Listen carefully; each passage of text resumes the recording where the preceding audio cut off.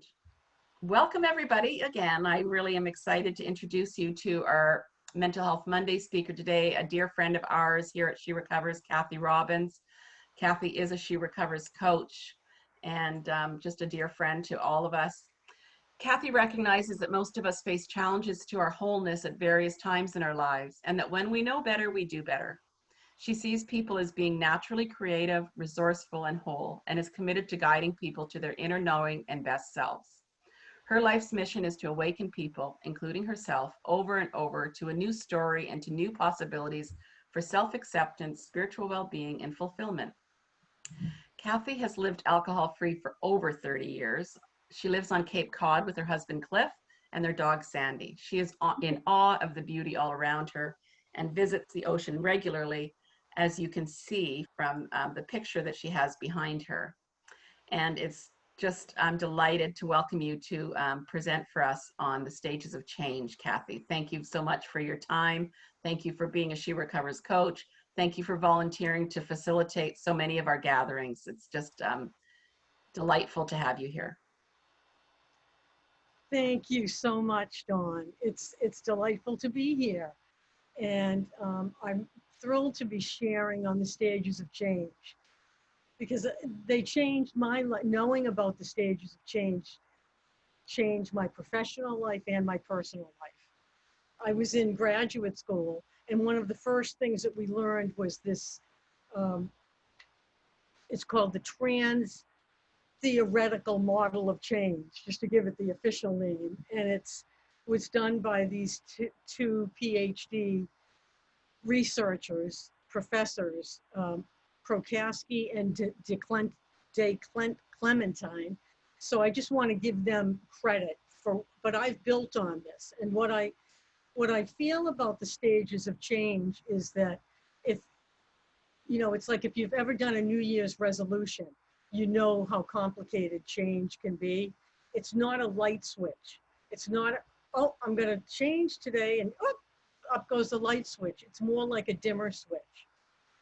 And there's, when they did the model, they came up with 6 stages of change, 5 stages of change, and I added a 6th change. And the stages are pre-contemplation. And what I like about this is, again, that whole idea of it's not a light switch, it's a dimmer switch, that as we're going through this change process, I think to understand where we're at and for professionals, where our clients are at, can really make a huge difference. And I learned a lot about the pre-contemplation stage personally, my own pre-contemplation stage, but also at one time I was a clinic director at a large mental health agency, and we used to have court-mandated clients, and the court-mandated clients would come, and you can imagine they didn't want to be there, and they didn't think they had a problem. They were just coming because they wanted to satisfy the court. And so the clinicians would come to me and say, oh, they don't want to be here, and so, in other words, let's let them go.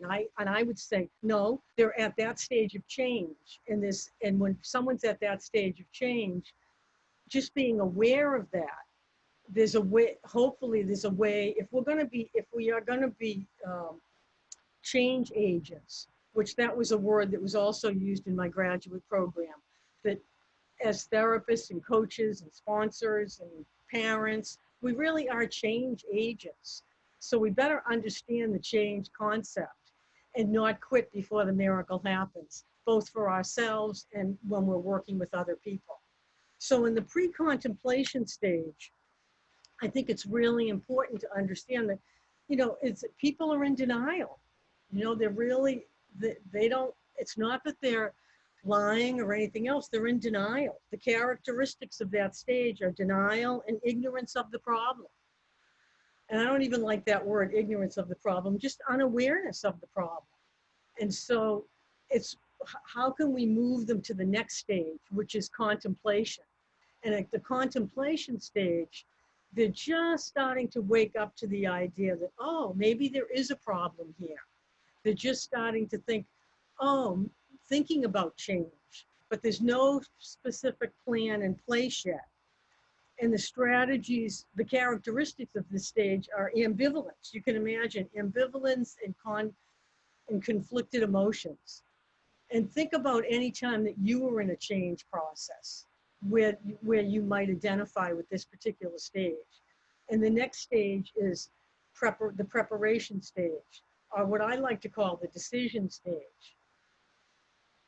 We're starting to understand that there is a problem, but we're starting to focus on the solution. And we're more focused on the future than we are on the past. And that this small behavior changes at this stage. And the characteristics of this stage are experimenting with small changes and collecting information about change. But we still haven't stepped into action. You know, it's that old story of there were 3 birds that were on a clothesline and they decided to fly. How many birds are left on the clothesline? Well, there's still 3 birds. They decided, but they haven't taken the action yet. So this is a stage where people are still deciding. And then the next stage is the action stage. And this is the stage where we actually set a plan. We can, on the outside, we can observe people making behavior changes. And this is the doing stage, actually stepping into action. And we're doing something. And this is often the times when most of my work was in substance abuse. So this was a time when I would know a client had stepped into action. They would go to a meeting. They would make a decision to give up alcohol. They would, you know, whatever the change might be, they were actually doing something to support that change. And then it's the maintenance step. And the maintenance step is okay, how am I going to maintain this new behavior? How am I going to avoid temptation? I want to become aware of what my triggers are, because, you know, that's really important. And the characteristics of this stage are the maintenance of the new behavior and avoiding temptation, just like it says here. And the stage that I added was the celebration stage. And I think it's really important. I really do think it's so important to reward ourselves and to acknowledge our progress. And there are so many ways to do that. And, you know, a lot of people feel like there should be a lot of these stages of change have a relapse stage. And I don't include the relapse stage, even though I recognize that at any one of these stages, there can be a relapse. I just don't think that it's necessary that it's not necessarily inevitable, you know, and that's why I don't include it as a change stage. But I think we need to be aware that at anywhere along this change, that could happen. And it's not being judgmental about it or anything like that. It's just recognition that, yes, relapse can happen anywhere along this continuum. But can you see the importance of knowing that there are 6 stages? Because for lots of people, they set out to make a change. And then when they're not successful right away, they go, oh, forget it.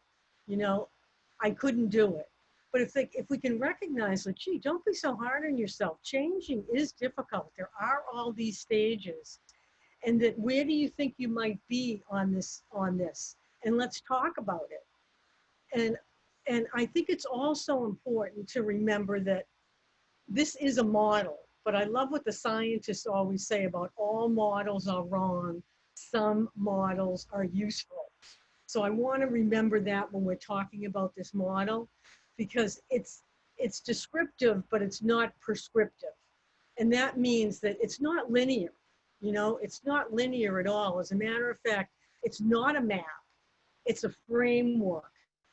But it's not, and it's not something to say, oh, what, you know, I skipped a stage. You might, you know, so I've seen people jump from pre-contemplation right into action.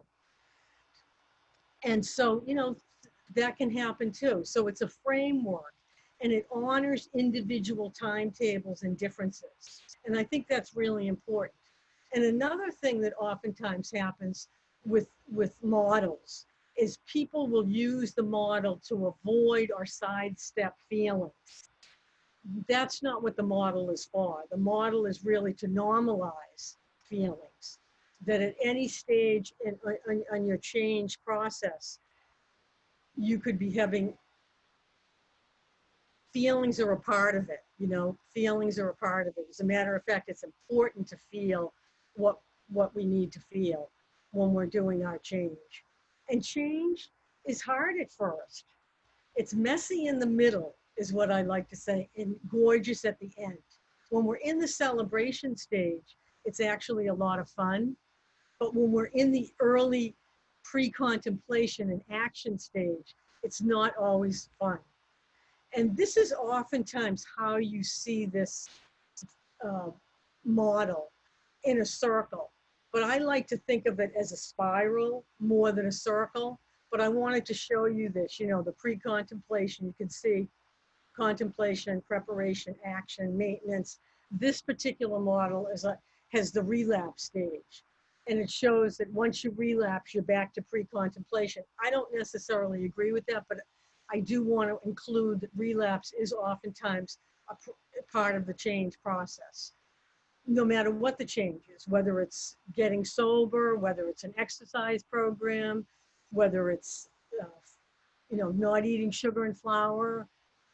And you can see that I added my little celebration stage, because I think that really almost can take you out of this cycle if you remember to celebrate your progress.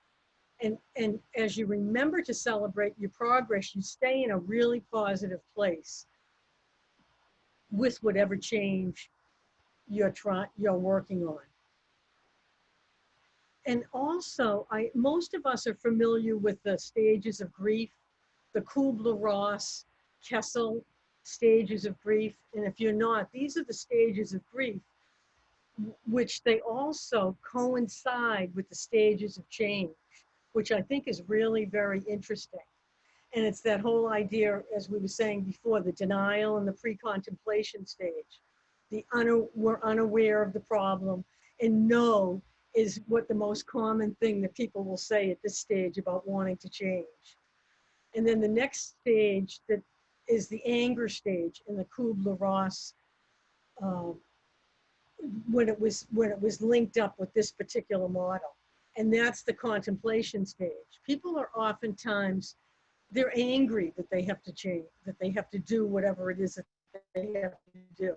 They're waking up to the awareness, but they have resistance. But at least they're in a maybe place. Maybe I'm willing to do this. And then next is the bargaining. And the bargaining, this was lined up when I did it, so sorry, it's a little confusing. The bargaining is the preparation stage. I'm bargaining about what I'm willing to do. I still haven't done it, but I'm bargaining and I'm strategizing and I have a plan. And then depression is oftentimes associated with the action stage, believe it or not. Because once we take that action, if I use the analogy of not drinking, that's not an easy action to take. It takes effort and it takes doing it. And it also means giving up something. So there's oftentimes feelings of grief and depression at that stage. So I think that's why it's so important to have this information, not to be so surprised by it. And I saw somebody on Facebook the other day and they were saying, I have a month of sobriety and I'm really feeling depressed. Is this a normal way to feel? And I would say, yes, very normal way to feel, particularly when you're first giving it up. As a matter of fact, I know for myself, it was, for the first year, there was a lot of grief associated with giving up the life that I had before. The ease of it was stress. You're stressed, and at the end of the day, you can pour yourself a glass of wine. Suddenly, you don't have that option anymore. And for me anyway, I missed it. And a lot of people share that they miss it too at the action stage. And then there's, as we go down on the Kubler-Ross, then we come to acceptance. And in the stages of change, that's the maintenance stage. And that we have significantly adapted to what we need to adapt to. And when they say in the Kubler-Ross grief, it's off, these stages are when we've had a loss in our life, loss of a loved one, loss of a job, a loss of a marriage, the loss of our best friend, alcohol. You know, it could be lots of different things. But we do eventually come to an acceptance stage, and that coincides, as I said, with the maintenance stage. And we've made significant changes, and we've adapted. And this is, you know, the keep going stage. But what I found that it really wasn't enough to keep people, this maintenance stage wasn't really enough, that people really needed, I felt, a celebration stage to really formalize celebrating what you've accomplished. And in the Kubler-Ross, after Elizabeth Kubler-Ross died, Kessler, one of her collaborators, added the meaning stage. And he also felt, after he had lost a child, that acceptance wasn't enough, that we have to make meaning. And I think that it's the same in the stages of change, that that in celebration, there is the idea of making meaning. Why, you know, and it's hard to, we're not talking about making meaning with the addiction. I'm using addiction as the example today. It's not necessarily making meaning about the addiction. It's making meaning of your life after the addiction. I'm celebrating what I've been able to, the woman that I've been able to become because I have faced my addiction. And it's integrating and reinforcing and rewarding ourselves for what we've accomplished. And the word in this stage is we're going to revel in the changes that we've made. We're going to honor. And how do we do that? You know, how do we do that? I think there's so many ways to do it. And, you know, I actually made a list, you know, and when I was thinking about it, what are some of the ways that I have celebrated, which has really helped me. I'm going to be celebrating 32 years of alcohol-free living on August 28th this year. And so it's like, yes, I know that I've celebrated all along. And that really, I feel, you know, I went through all these stages and I was maintaining, but there were times when you'd feel kind of low, like, oh, is this all there is in the maintenance stage? And so I really felt like by actively celebrating, and how can we do that? You know, how can we actively celebrate? We can actively celebrate, I think, by telling our story. I think that's a real celebration when we can share with other people, this is my story, and I'm celebrating it. I'm not standing in shame, I'm standing in celebration. And, you know, I think it's also what I found it's really been helpful is to have personalized sobriety or recovery mementos. You know, when we were talking earlier about when I was in Mexico at the She Recovers retreat, I was celebrating 30 years and Dawn gave me I'm not in AA, so I had never gotten a chip before. And Dawn gave me a chip. And I have to say, I was really excited about that. So, you know, it can be little things too. And I think it really is important to celebrate. It's not looking for the extraordinary, although there are extraordinary things that I celebrate, but it's the little things. You know, it's going to Mexico, you know, going on a trip. I planned that trip as a celebration of my 30th year. And it really reinforced, wow, I'm really glad that I'm on this recovery journey. And I think, you know, another way is to learn something new. Learning something new. Do something on your bucket list. Let's see what else that I have here. What else would you add to the celebration stage? And I think for me, sometimes it's just very quietly acknowledging my recovery. I don't have to, you know, if I want to, I can sing from the rooftops, but lots of times it's a very quiet acknowledgement of, you know, of being on this journey. And the education that I went back to school and you know, got my master's, became a coach. There's just lots of things that I have done in my recovery, and as part of this change, the stages of change. I think it's so important to celebrate. Give yourself a gift, buy yourself some flowers, you know, treat yourself to a massage. And the meaning, you know, what I've really has been very important to me in terms of this stage is in passing on the legacy of recovery in my family instead of the legacy of addiction and trauma. That I get to be someone that is an example to, and not in an ego way, but just in a very quiet way. You know, I've heard my nieces and nephews say, you know, Kathy doesn't drink. And she really has she has a good time, you know? So it's passing on that legacy. That's become really important to me. And it's given my recovery a lot of meaning. So what's true for you? Where do you see yourself on this, what stage are you in? And oftentimes it's important to also know what stage you're in, because there's certain tasks at each stage. And I think the task, I'm just going to share on each stage, the task in pre-contemplation is raising awareness. Raising awareness.